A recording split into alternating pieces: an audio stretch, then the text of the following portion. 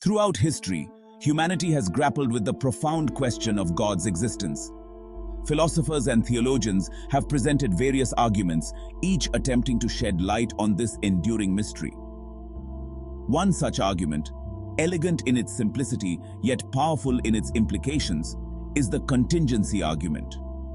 This argument invites us to consider the very nature of existence, leading us to the conclusion that a necessary being, which we call God, must exist. In philosophical terms, a contingent being is something that exists but could have not existed. This concept is central to many philosophical discussions about existence and the nature of reality. Take, for example, a beautiful flower. It may seem simple, but its existence is a delicate balance of numerous factors. Its existence depends on a multitude of factors: soil, sunlight, water, and the absence of any creature deciding to eat it. Each of these elements plays a crucial role in the flower's life cycle. If any of these conditions were different, the flower might not exist.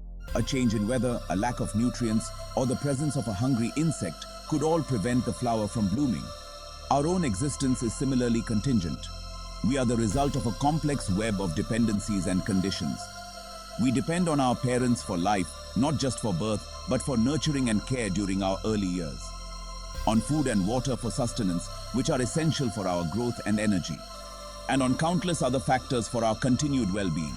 Healthcare, social interactions, and even our environment contribute to our survival and quality of life.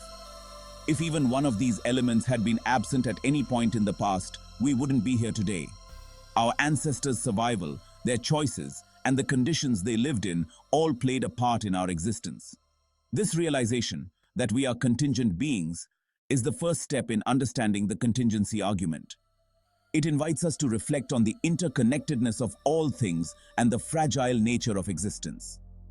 The contingency argument also extends beyond our planet, suggesting that the universe itself is contingent. The precise conditions that allow life to exist on Earth are a result of cosmic factors that could have been different. Scientists and philosophers alike ponder these questions, seeking to understand the fundamental nature of reality and our place within it. The more we explore, the more we realize how delicate and interconnected everything truly is. Embracing this understanding can lead to a deeper appreciation of life and a sense of humility. It reminds us that we are part of a vast, intricate web of existence, where every element plays a role in the grand tapestry of life. If everything in the universe were contingent, always depending on something else for its existence, there would be a fundamental problem. Imagine a chain where each link depends on the link before it. What holds the first link? What prevents the entire chain from collapsing into nothingness? This is where the concept of a necessary being comes in. Unlike contingent beings, a necessary being depends on nothing else for its existence. It simply is. It is the ground of being, the ultimate source of existence upon which all contingent beings rely.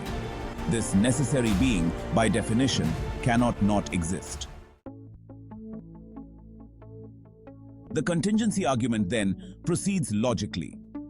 First, contingent beings exist. We see evidence of this all around us. Second, every contingent being depends for its existence on something else. This is in the very nature of contingency. Third, it's impossible for there to be an infinite regress of contingent beings, each dependent on a prior cause.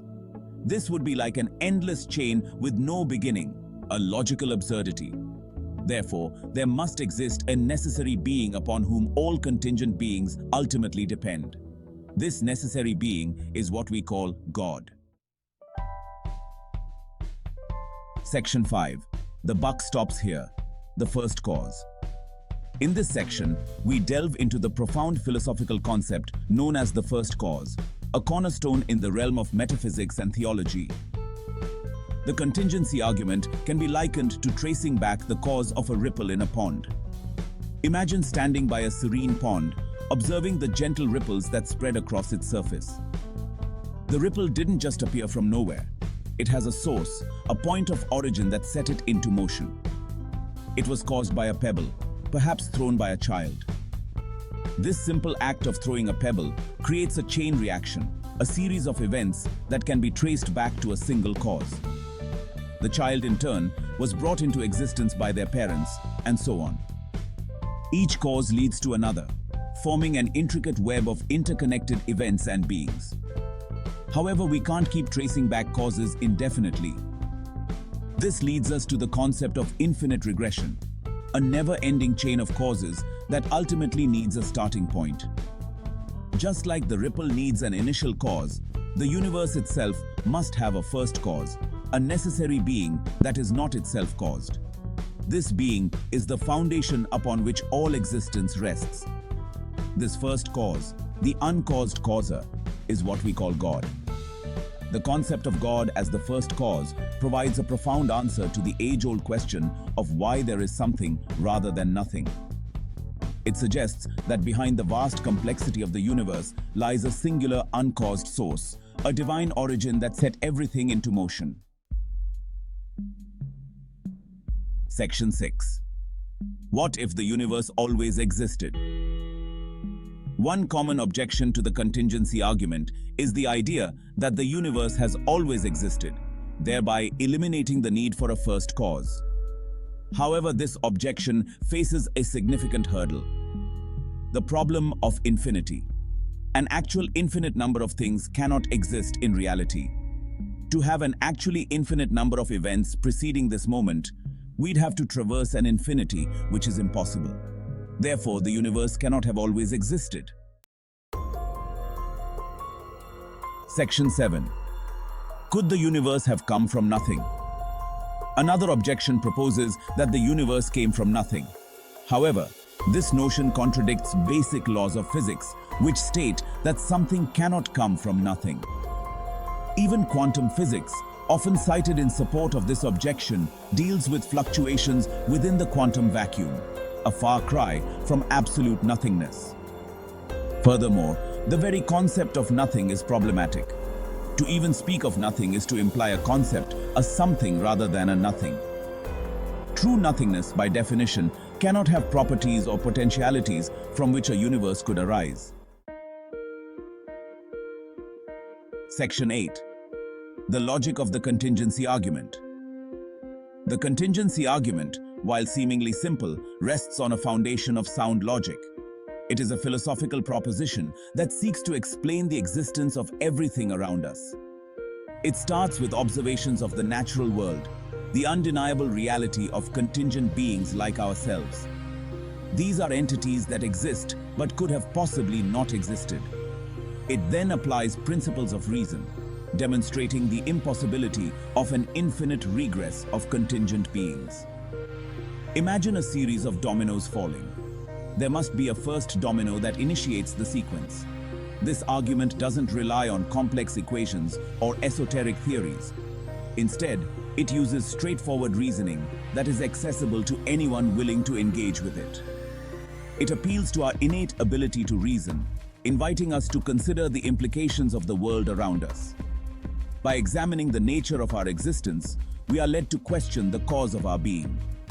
The argument suggests that contingent beings, which come into existence and pass away, must depend on something that exists necessarily and eternally. The conclusion, while profound, follows naturally from the premises. There must exist a necessary being upon which all contingent beings depend.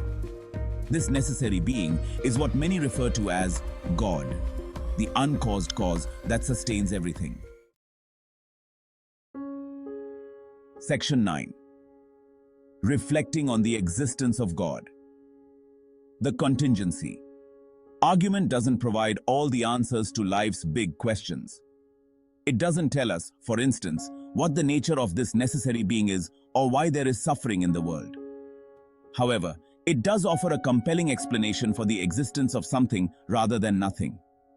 It suggests that our existence is not a cosmic accident, but rather a consequence of a deeper, more fundamental reality. It points to a source of being that is eternal, uncaused, and self-existent, a source that many call God. Section 10. Invitation to explore further. The question of God's existence is deeply personal. And the contingency argument is just one piece of a much larger puzzle. It's an invitation to engage in thoughtful reflection, to examine the world around us, and to consider the possibility that our existence points to something truly awe-inspiring. The journey of exploring faith, reason, and the nature of reality is a lifelong pursuit, and the contingency argument provides a compelling starting point. Subscribe to Deep Sheet and join our journey. We're here to guide you to success and keep you motivated. Hit that subscribe button now and let's achieve greatness together.